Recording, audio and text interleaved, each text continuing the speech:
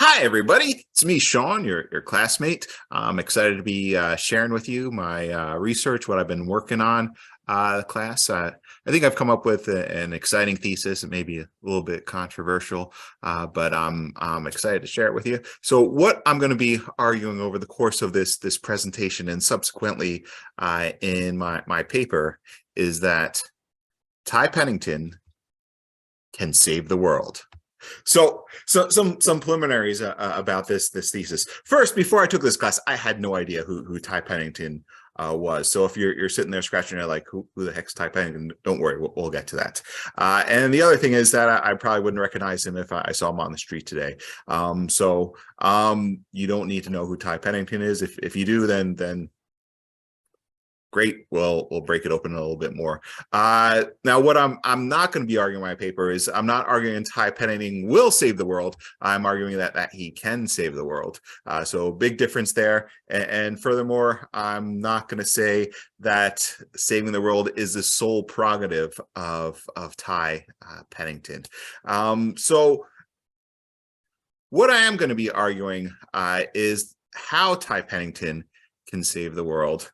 And moreover, why we as philosophers, as people studying ethics, should care that this is a possibility. Now, how did I come up with this thesis? And our jumping off point was actually an article we read in class together. When values and behaviors conflict, moral pluralism and interpersonal moral hypocrisy.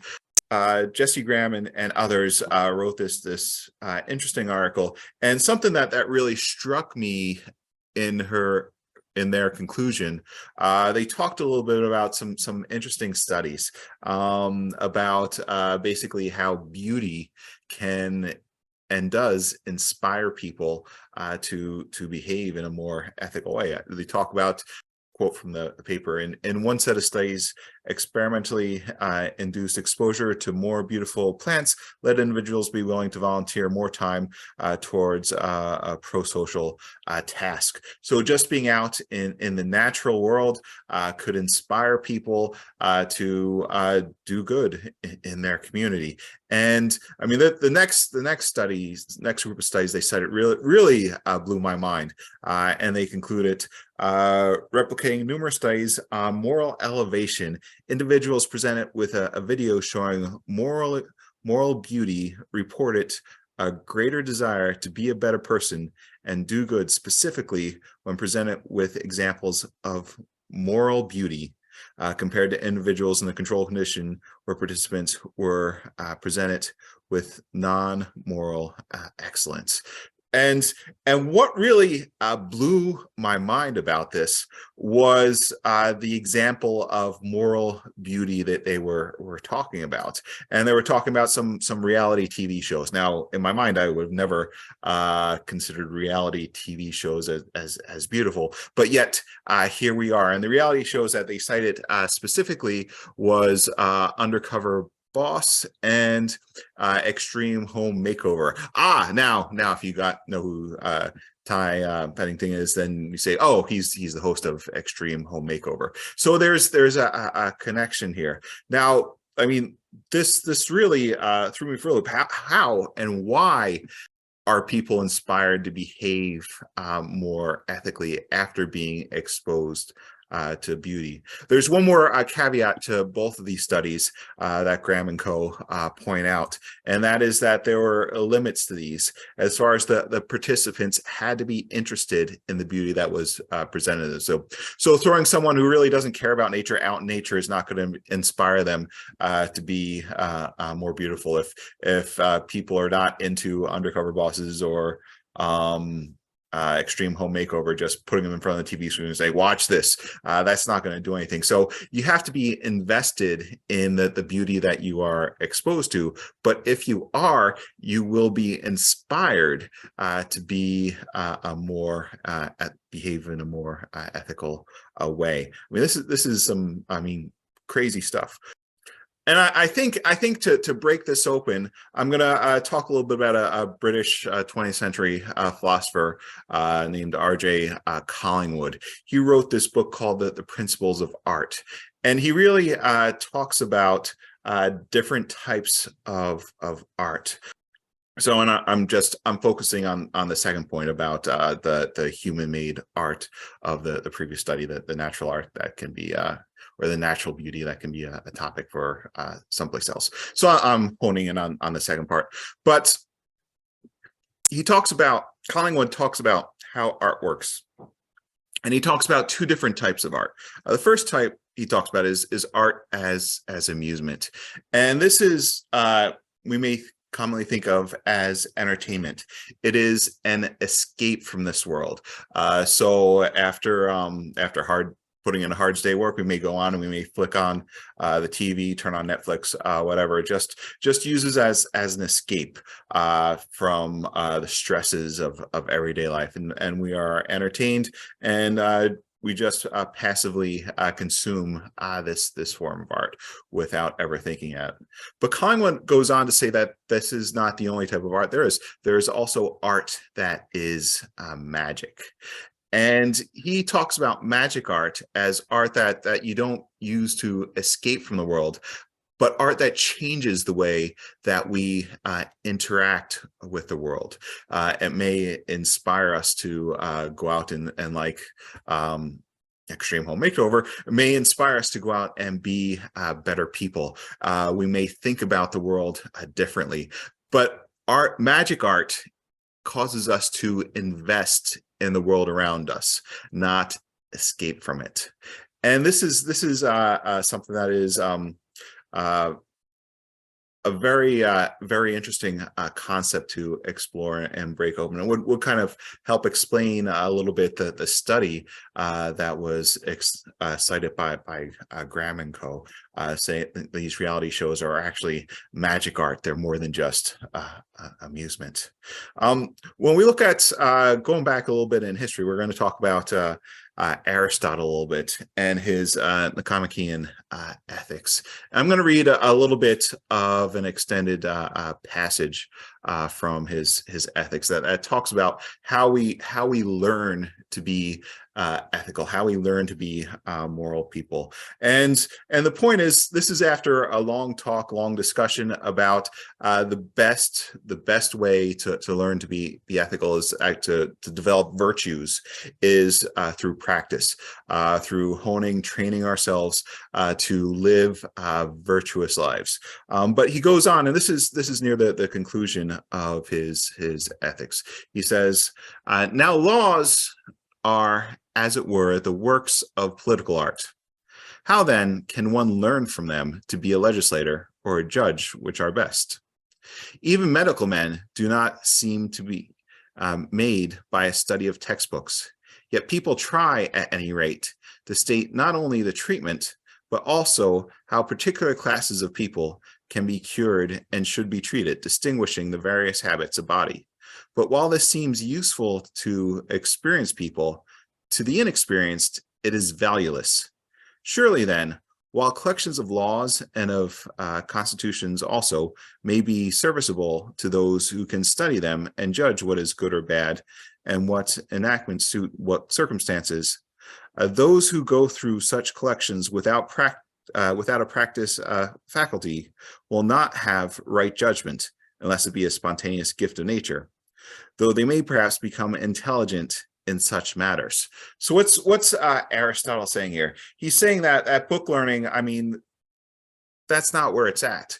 We need experience to develop moral. I mean, whether we're studying the medical profession or politicians or whatever we're going into, experience is what is going to teach us. The book learning, I mean, that can't really get us very far. If we've got the experience, we may learn a little bit more from the books. And if we just have the books, we can become intelligent, but we're not going to cultivate virtue in ourselves. So this seems to conflict a little bit with the studies that were cited by Graham and co. And why is that? And I think Aristotle is actually missing something here, and he talks about it in other places and hints at it here. But Aristotle does talk about the importance of a teacher, someone to train you, to help you grow in ethics, to set as an example. And so you can see their example and model their example, and it helps you grow in virtue. But here's the thing that I think where Aristotle's kind of missing connecting the dots, and that is that a story has the power to serve as that moral exemplar. What do I mean by that? Another quote for me from a different book. Joseph Campbell, one of the most renowned mythologists. There's book, Hero with a Thousand Faces, maybe some of you are familiar, but Campbell has studied world mythology, and he concludes essentially that we as human beings interact, learn, and grow through story. And just a quick quote from Campbell. Though throughout the inhabited world, in all times and under every circumstance, myths of humanity have flourished, and they have been the living inspiration of whatever else may have appeared out of the activities of the human body and mind. It would not be too much to say that myth is the secret opening through which the inexhaustible energies of the cosmos pour into human cultural manifestation, religions, philosophies, arts, the social forms of the primitive and historic humanity, prime discoveries in science and technology, the very dreams that blister sleep, boil up from the basic magic ring of myth. So here's the thing. What Campbell argues in his book and other places is that we relate to one another, we relate to the world through story. Story is what infuses us, what inspires us. And I think there's a lot of wisdom in Campbell. And just going back to Aristotle and even Plato. I know sometimes I do teach philosophy to undergrads, and it is so much easier to teach undergrads Plato than Aristotle. Why is that? Because in Plato's previous life, he was a poet before he was a philosopher, and he eventually renounced all his poetry and just wrote philosophy. But the poetic soul continue to exist in Plato. So I can teach things like the allegory of the cave, or the ring of Gyges, or even the Socratic dialogues, and it connects with students in a way that's teaching the metaphysics or the Nicomachean ethics. Students have to read that 2 or 3 times to make sense of Aristotle, whereas Plato's stories connect with them instantaneously, like, oh, this makes sense. And this is not just Greek philosophy. I mean, throughout history, I mean, we look at, Jesus, Buddha, they both used parables to teach because they knew that that's how they could connect with their audience. The great world epics, even Greece, we've got the Iliad and Odyssey. I mean, these were the basic texts for teaching ethics and morality to little Greek boys and girls. Well, maybe not girls. I mean, sexism back then. But they're important. And if we go into these, we've got the Mahabharata and Ramayana, stories that are powerfully infused with myth that teach people ethics. And these stories can serve as, and have served as, moral exemplars. They're not just boring textbooks like, sorry Aristotle, not Nicomachean ethics, that we can learn and be enriched by, but we can actually be inspired. And they are, as what Collingwood would call, magic art that transform us. So now we get to a modern day, and I mean, granted, we're not as well read in mythology as previous generations, but there are new myth makers out there, and we are still hungry for that story. a quote from Dostoevsky's The Idiot. And I mentioned this in the discussion board at some point, but this is kind of a mantra for me. But the quote, "Beauty will save the world." And I think there's a lot of wisdom to that. And it connects very well with the studies that Graham and co cited way back a couple slides ago about how people are inspired because of beauty. And Ty Pennington, as the host of Extreme Home Makeover, is a creator of moral beauty. That's why he can inspire people. So Ty Pennington, because he is a creator of moral beauty, can save the world. And this would be a safe place for me to end the presentation. Oh, look. Follow my logical argument to my conclusion. There's my thesis. But I think we need to go beyond that. Each of us are living our own hero's journey. I mean, that's the reality. Each of us are living our own story.